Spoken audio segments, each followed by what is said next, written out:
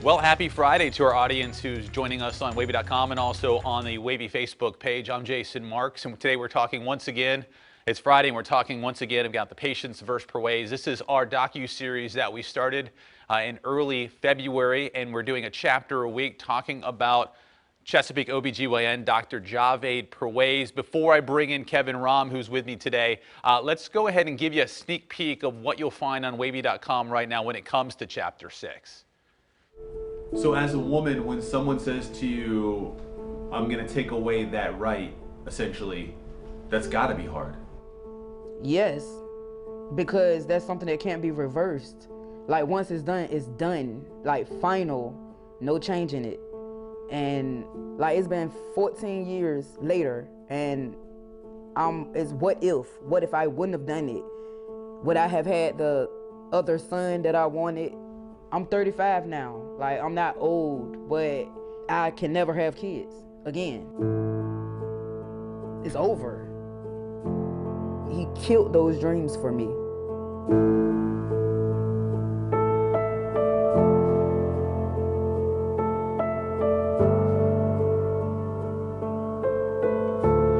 So that's a sneak peek of what's on WAVY.com right now for our latest chapter, Patients versus Perwaiz, an extreme outlier, and we'll explain what that means here in a second as I mute my computer here. Right now, we're going to bring in Kevin Romm. Kevin Romm is photojournalist Kevin Romm. He is the one who is dealing with the editing and putting these stories together. And you may notice that we're missing someone today. Adrienne Mayfield, who's the executive producer on the project, she's actually celebrating her birthday this weekend, so she's gone. Birthday is Sunday. So I want to say happy birthday to Adrienne. Kevin, Chapter 6, obviously, when we look at these chapters, and we've done 6 of them so far, every single one has sort of a different theme. And Chapter 6 deals with in-office procedures.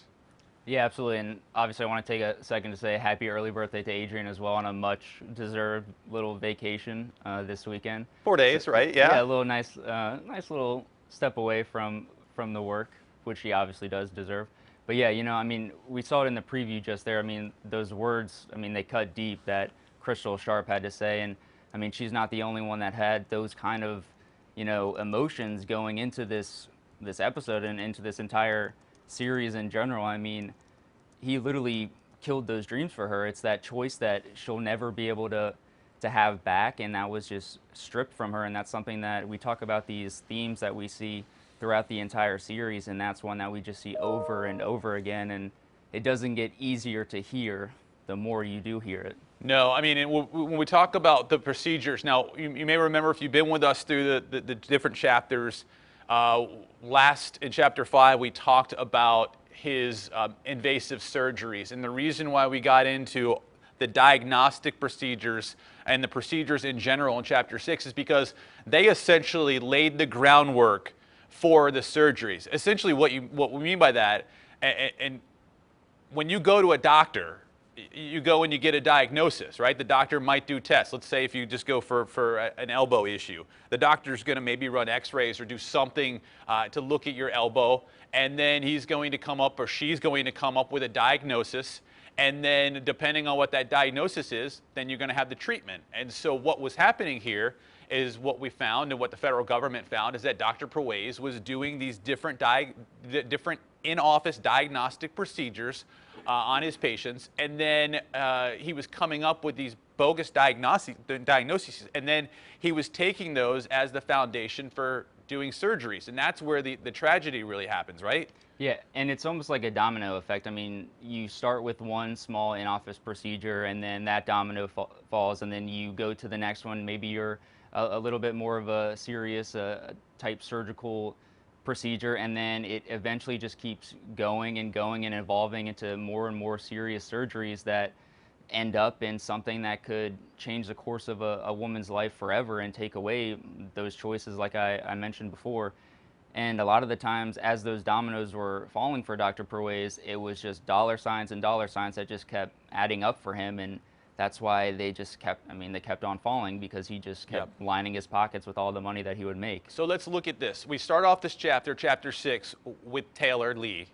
Taylor Lee was was not delivered by Dr. Perwaiz, but her mom was a longtime patient, and she just happened to go into labor before Dr. Perwaiz was able to deliver Taylor, or he would have. There's no doubt about that. Consider Dr. Perwaiz a family friend, and we've heard that before. These are generational families that went to Dr. Perwaiz, and she started seeing him when she was 13, and then had her first procedure when she was 18, and I thought, or 17. And I thought, Kevin, what was interesting is she allowed us to go along with her to see a new OBGYN, because the fact was she had this procedure done at such an early age. The news comes out about Dr. Perwaiz being arrested, and in her mind, she's like, wait, what did I have done to my body, or what did he do to my body? Yeah, absolutely. And I mean, it's another testament to these women allowing us to get into their lives and to have some intimate details to be shared with us, which we obviously really appreciate. And I mean, I was in the car with her. It was a very short drive over to her new OBGYN's office, but those are some very tense moments because, like you said, this is somebody that Dr. Perwaiz is somebody that she had his phone number, and she even said he never let me down. Anytime I had a question, anytime I needed results back, he would always give them to me. And she never had a reason to second guess what he was telling her. And until she got into that car and drove to the new OBGYN's office, and I mean, it was just anxious moments waiting for those results back to see if he had wronged her at all and at what degree if he did wrong her. Yeah, and you know, she allowed us to go along to the new appointment. We stayed outside. She came back out about an hour and 15 minutes later, and what she said, though, was fascinating, what the new OBGYN told her. Yeah, and I'm trying to remember exactly what Yep. she said, but she didn't make it seem like she had some procedures. It wasn't, originally she thought that maybe he had tied her tubes in some procedure that he had done, but he did not tie her tubes, thankfully. No. There were some other issues that he had done, though, prematurely in terms of how old she was when she did Yep. get them, and that was something that she didn't take lightly because that was a trust that she took that was just completely broken by him, and it was breached, and he just took advantage of somebody that put almost as much trust in him as anyone, and being such a close family friend. Yeah, Taylor had been doing pap smears every single year since she was 13. And then she got the what was called a cone biopsy. That's right. On potential, you know, I think one of the pap smears, according to Dr. Perwaiz, came back abnormal. So then she went to go get the biopsy to make sure that obviously it wasn't cancerous, and it wasn't. Her mom had some scares with cancer in the past, so that obviously was a concern.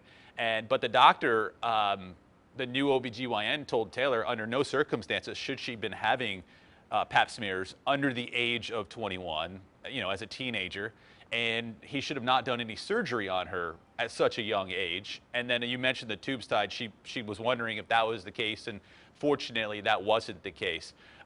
Obviously, though, that's just a microcosm of what these women were going through. I mean, you're talking about a 21-year-old when we interviewed her at the time, who was just scared out of her mind because she was wondering what this man did to her body. And then you have women like that are starting to, former patients that are starting to message us now who had multiple surgeries and now at this point are wondering what he did to their bodies. Yeah, and you think of someone like Taylor at 21 having the doubt or wondering even if Dr. Perwaiz had tied her tubes and potentially had taken away that choice for the rest of her life, and that's at the age of 21. I mean, we had Crystal Sharp, who had just had her first child and was older, who had that right taken away from her. Yes. But to be that young at 21, I mean, I know when I was 21, I had no idea what the course of my life was going to be. And that decision 10 years down the road would be one that I would make the same when I was 21. And so I could not imagine just having the doubt of being able to make that choice freely and on my own. Sure, and Crystal was 20 when she had her tubes tied. Remember, she had 3 children under the age of 20, and that's when Dr. Perwaiz said, hey, you need to tie your tubes, and she did it. And we're going to get into sterilizations in 1 second. Obviously, when we talk about the ground floor for Dr. Perwaiz's surgeries, we're talking about these in-office diagnostic procedures, colposcopies, hysteroscopies, ultrasounds, all of these things that he would do in the office that would essentially, he would come up with a diagnosis, and then he would use that diagnosis to either do some sort of surgical procedure or some sort of invasive surgery. And I think what's interesting about chapter 6 is we really start to lay out how many of these procedures that he did and how much money that he made over the last 10 years. And I think when you watch chapter 6, you're going to be amazed. We laid out that the FBI obviously did a great job in their investigation in prosecuting Dr. Perwaiz. And what they did is they got hold of every single hysteroscopy that he did over the last 10 years. And I can tell you that the report was 56 pages long. And we laid it all out, and he made $450,000 alone just off those procedures, and that's just in 10 years. I mean, so he was making, not only was he doing these bogus diagnoses to get to surgery, he was also making a lot of money off these procedures to begin with. Yeah, and when we laid out those documents, I think it ended up being upwards of 30+ feet long of just page after page after page, and it was just dollar sign after dollar sign after dollar sign. And I was trying to put into perspective, 30 feet of pages of just the same diagnostic procedure over and over again, and that's longer than Chopper 10. And I was just trying to put that into perspective, that this large helicopter that we have to fly around, it's page after page longer than the length of Chopper 10, that he was just constantly performing these procedures, and like we say all the time, just lining his own pockets. And we're obviously going to get into some of these comments here. When we one last thing about hysteroscopies, when we start talking about hysteroscopies, which is just in case you don't know, it's a procedure where you have this box that plugs into the wall, and you have a scope, and it's got a light at the end of the scope, and the scope goes through the cervix into the uterus. And essentially what you're doing is the way to look through the into the uterus to see if there's anything abnormal inside the uterus. And from what we learned from Dr. Perwaiz is there are many times where that machine wasn't even plugged in, or the scope that he would look through was broken. There was testimony to that in the trial where the scope was broken.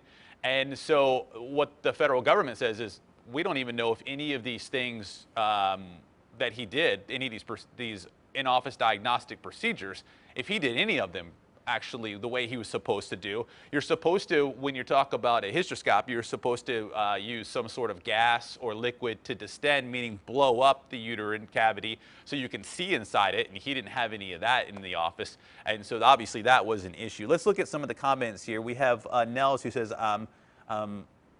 she said, I can't reach out to believe he delivered my last 3 children. He messed me up as well. Need info ASAP, thanks. We've heard that a lot. This is so sad, praying for all the victims, says Jacqueline. He delivered both my kids. I'm livid, Keisha says. Sierra says, he got me. I just never had known to speak about it. It was in 1995. They didn't have my records. I was pregnant and I was bleeding. I remember being in the exam room, and he was only there for a few minutes, and he said I needed a DNC and schedule it in the hospital. I always feared he could have killed my baby. And we're going to talk about Chapter 7 and babies coming up. That's actually, that's going to be released next Thursday. Kevin, in addition to the money that he was making off of these things, we got into the other procedure, and you mentioned Crystal Sharp. Another procedure that was pretty normal for him to do was sterilizations when it came to tying tubes. And the interesting thing about this is, you mentioned Crystal Sharp was a young mother, and we knew that a lot of women went to him for sterilizations, and he literally told Crystal Sharp, hey, you need to get sterilized at the age of 20. You don't need to have any more kids. And she said, she was like, I just asked questions about that. And I mean, the simple questions that first come to mind, is this a permanent thing? And it was still something where it was very clear to us in the way that she told us that this was not something that she was 100% sure about at any point in time. I mean, she had questions that were still unanswered, and he, instead of really answering those, he just said, no, you just need it. You just need it. You need to just do it. And to have that pressure, especially from what we hear a lot, which is, I heard this from my doctor. What reason would I not have to trust my doctor? And so that's why I went through with it. And it's one decision that is a lifetime worth of pain for a lot of these women, and it's heartbreaking. And what was interesting is what he would do and what he would have his staff say when it came to sterilizations. Now, And the forms as just well. just in case you don't know, for those of you who don't, because I didn't know until we started working on this project, if you are a woman and you want to have your tubes tied, not only in the state of Virginia, I think it's throughout the country. I think it's a federal law. You have to sign a form, and then there's a 30-day grace period. And there was a reason for that, because they were sterilizing. Back years ago, they were sterilizing like underprivileged women, and so the federal government stepped in and said, wait, there's going to have to be a wait period before there can actually be a sterilization. And so there's actually a form that a woman would have to fill out and date, and then you'd have to wait 30 days, and then you could go get the procedure done. Yeah, absolutely. And to piggyback off of that, it's the first sign that we have of him when we're talking about the dates, and I know you can definitely elaborate on it. And it's one of those things that makes me think about, this was something that the federal government put into place to prevent this from having doctors or anyone taking advantage of any kind of group of people. And yet, even though that was in place, Dr. Perwaiz found his own way to kind of sidestep the process and to get it so he can make it to his advantage, and to the disadvantage of all these women. Yeah, and the way he did that was a patient would walk in, and many patients went to seek him out for sterilizations. Sometimes on their first appointment, he would say, here, sign the letter, sign the form, don't date it. And then he would go back and backdate it. So if you saw him on February 2nd, he would backdate that form to January 1st. And then he would do the surgery like 5 days later saying, oh yeah, this patient signed the form and dated it 30 days ago. And then he would collect the money for those sterilizations. The problem with that is it's not only illegal, but the insurance company wouldn't pay if he did a sterilization within 30 days. And so he would do this consistently. And so that was the issue. Yeah, and I mean, like I said, it's another way of him sidestepping the issue. And, you could see, if you look closely at each date, he has a very unique style of signing those dates. It usually is a number followed by a dot, followed by a number, and then another dot. And it's very consistent throughout every single piece of documentation that we have. And Beth Usey picked up on that. In chapter 7, she comes up and she says that, I mean, you could tell if you just look at the forms, you could see exactly how he dated it, and you could trace it back just right to his handwriting. And Kevin, I don't know if you want to handle this one. Ruthie just walked in. He was audited in 2012 and 2015 for overuse of procedures. Optima declined to report their findings both times to the Virginia Board of Medicine. That is true.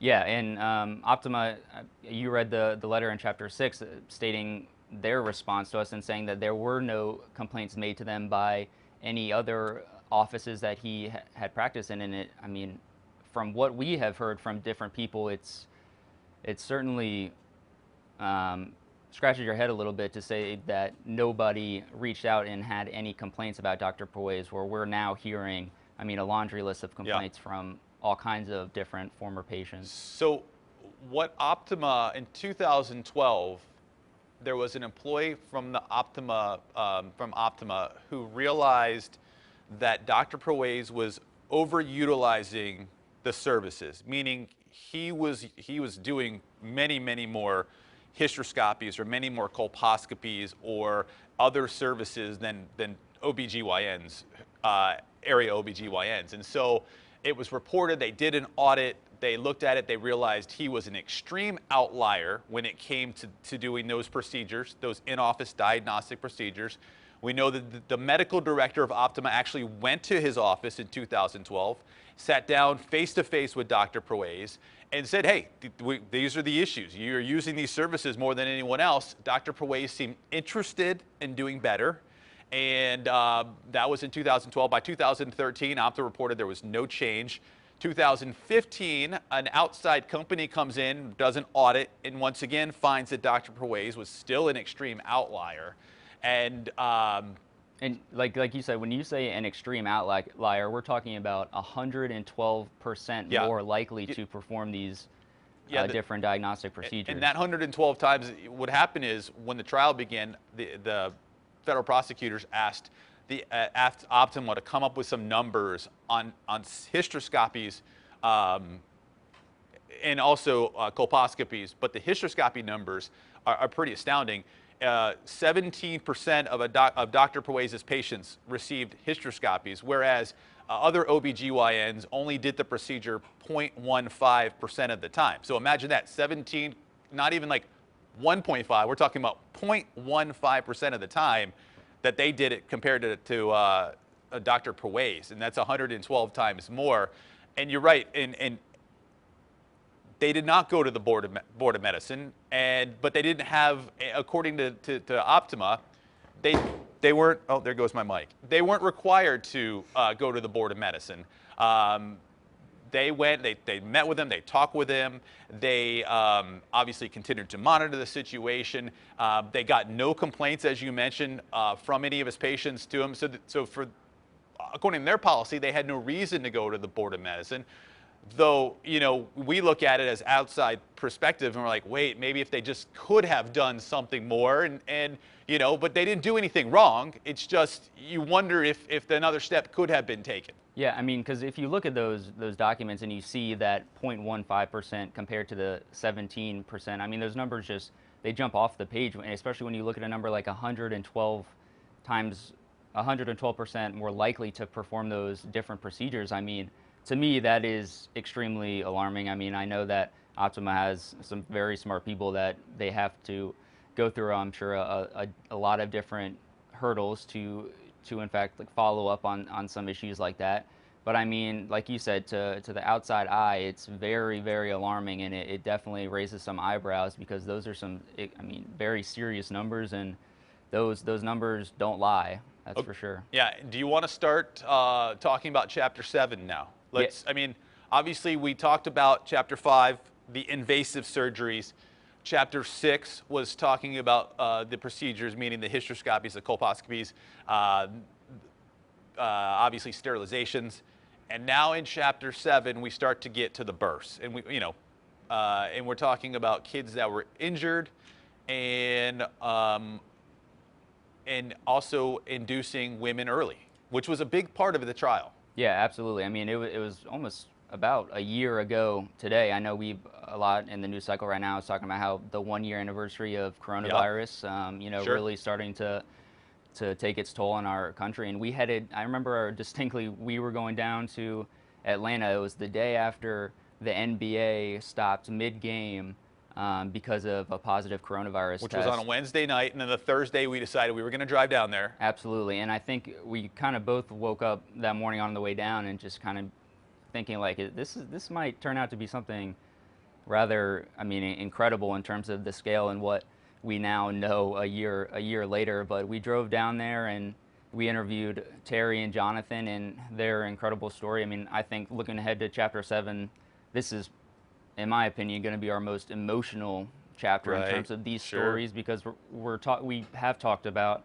how people lost the choice to have children, but these are people that did have children and they are now suffering effects because of things that Dr. Perwaiz may or may not have done to them in the birthing process that have caused them to have issues that they're gonna have for their entire lifetime. Yeah, you're going to hear Terry and Jonathan's story. They live in the Atlanta area. You're going to hear their story. You're also going to hear about the early inductions in Chapter 7, which was a major, major part.